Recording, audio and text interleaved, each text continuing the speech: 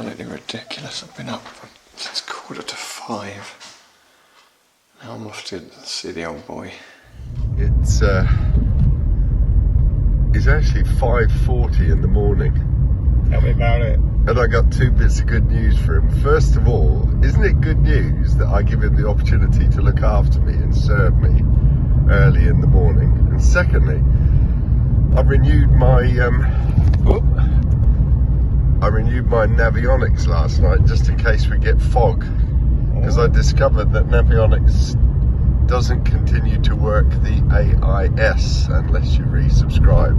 He says I'm an old skinflint, but just trying to save pennies. But we're off. We're off to... Tell me what we're doing, what you're doing. Yeah, we're taking Cool Runnings back to Birdham Pool, could you believe it? To get a bow thruster fitted and a marquee like Injuna and Polonia have. So that's what we're off to do. We'll keep you posted, mind. Got to admit, he did a pretty good breakfast. So yeah. Did I? Oh yeah, yeah we did. Special Newlands Farm sausages. Anyone lives near Fleet, Newlands Farm do best sausages ever. So bacon bap, sausage bap, and we're actually off. It's the first time this year that we're actually fully kitted up. Snoods, foul weather gear, salopettes and jackets, Lowy alpine hat. Sorry Fiona, I do wear this one in the winter. You talk for England, honestly. What now? I only said we've had a nice breakfast and off you went. What? Someone's got to communicate on this programme. We're going past Portsmouth on the moment. It's the coldest day of the year, that's for sure. Yeah, it is nippy. Oh well.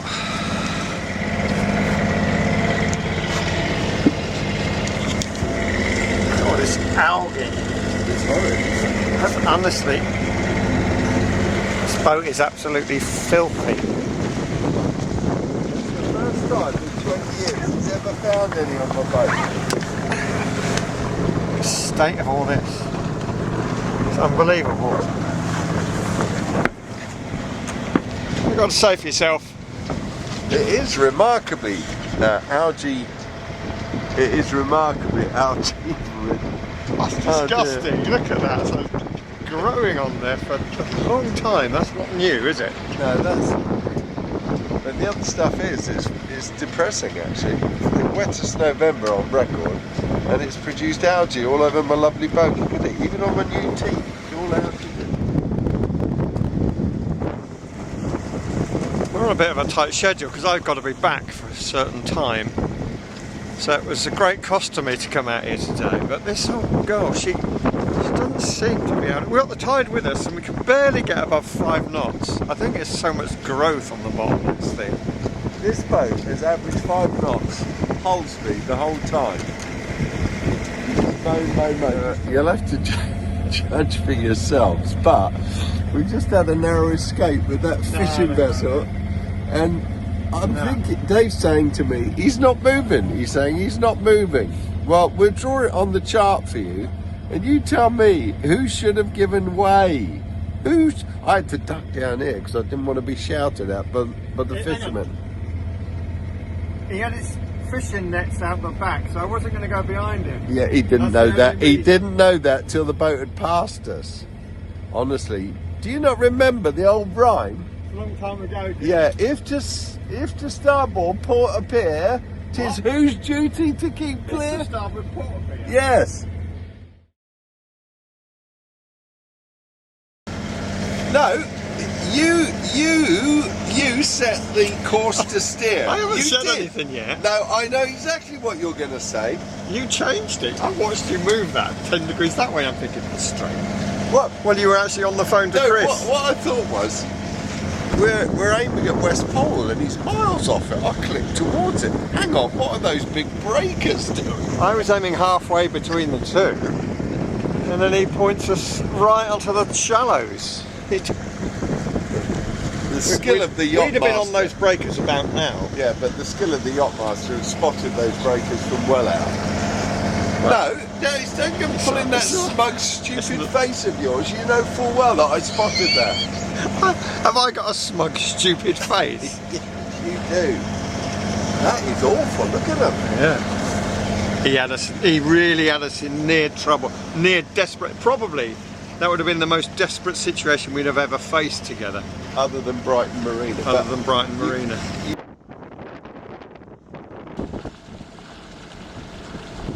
You say that I'm the slightly more competent of the two.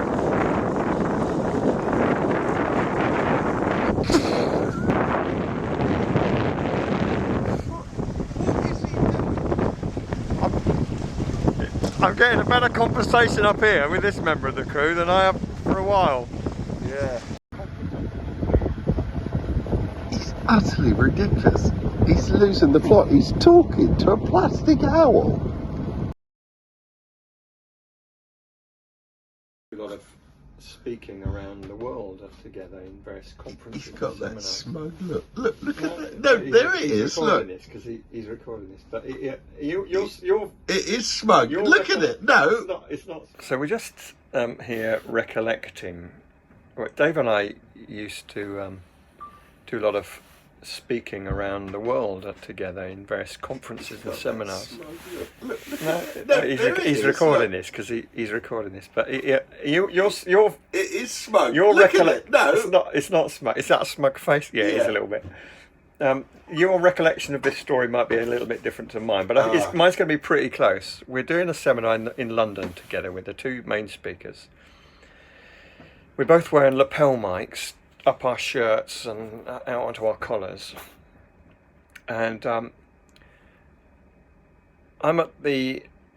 We've had a break, and I come in, and Dave started some speaking, and I'm making my way to the front of the room, and I suddenly see him. We can't hear him for starters in the room. It's a very muffled sound, and so I'm pointing to him. Where's your microphone? And his microphone has fallen down his shirt. I think he must have gone to the bathroom. That's what happened. And during all of that, it's fallen down. It's gone into his underpants, into his trousers and underpants. And so now at the front of this seminar, in front of hundreds of people, he's fishing around in his underpants to find this lapel microphone to bring it back up to his collar. That's pretty close to? Well, no, you forgot the elegant part, which was if you folks imagine you are my audience, it went like this. So nobody could see a thing. I said, excuse me, just 1 minute. And carried on as if nothing had happened. It was very elegant. It was obvious. It was elegant. It was obvious what had happened. And I did point it out rather vociferously. Of course he would. But it was quite a funny moment. It was, actually.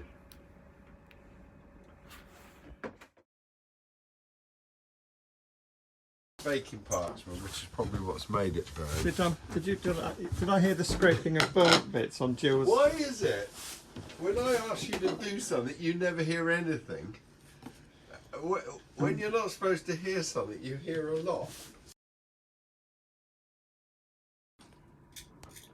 Hey, Jillie's just dishing up your beautiful homemade.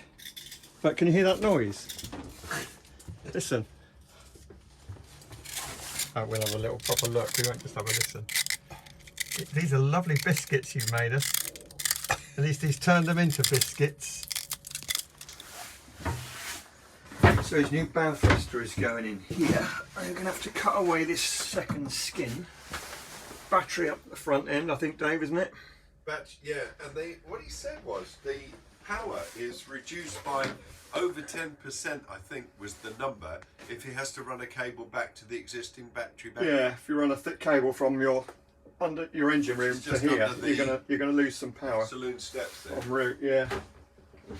And you've got a lot of windage on this boat, so yeah, you've had to go. It's quite renowned because of the centre cockpit design and the fairly lightweight nature of the boat. When you're trying to dock, particularly if you have to reverse or any tight manoeuvre and there's wind that's unhelpful, it really is a pain. And I met Beneteau owner at Bewley recently, and the first thing he said to me is, do you have trouble docking your boat and have you got a bow thruster? So after all the years, particularly as we get to the place where Jill doesn't like jumping off the boat quite so much, we're going to have the bow thruster fitted. Sensible. Chill out. I'll just give it one more minute. Casting off at Itchener, bird on me we come. Dries 1.7ish. Yeah. Call it 2. We draw 1.6. So for as long as we've got 3.6, we're saying we'll give it a go. Maybe a bit less. No wind today. Can push it a bit. See what the tide gauge says when we get there. Your guess is as good as mine.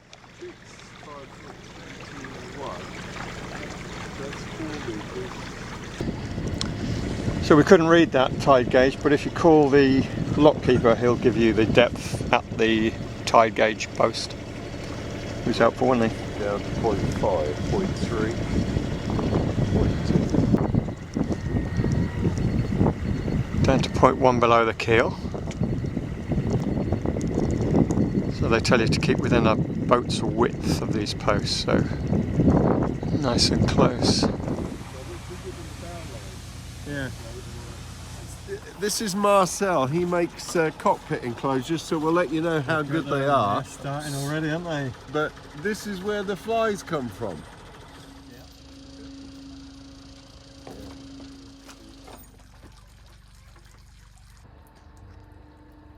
Dave, will it get a new green line? Pardon? Will it get a new...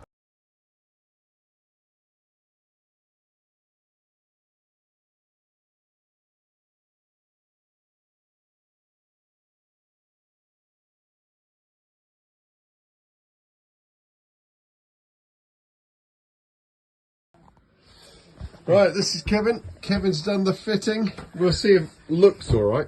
We'll soon discover. Apparently I've got to keep my water tank full of water now.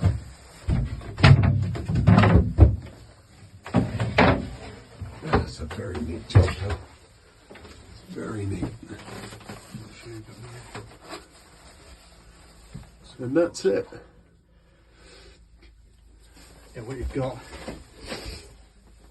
obviously your battery. Yep. You've got your main battery fuse, which is that one there. Yep. Yep. And then you've got the charge relay fuse, which is there. And you've got another one in the back, so it's fused on both lines. Yep. Control cables run through there.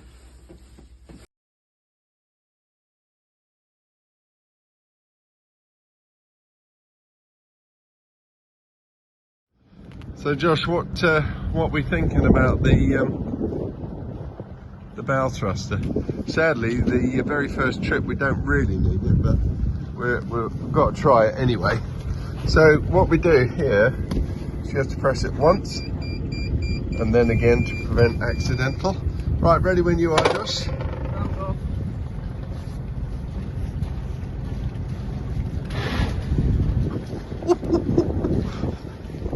Are you ready? Look at that bad boy go, Josh. Are you on? Say again? Oh dear, rookie error. Well, it's working, team. Well done, Kev.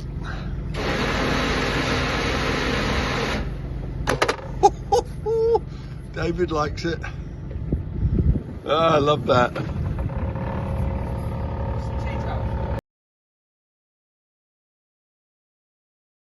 How's it going, Cedric? It says I've got 0 under the keel, so not too bad so far. Coming up to the little dog leg, which is the worst bit. Quite a tight lock, that one.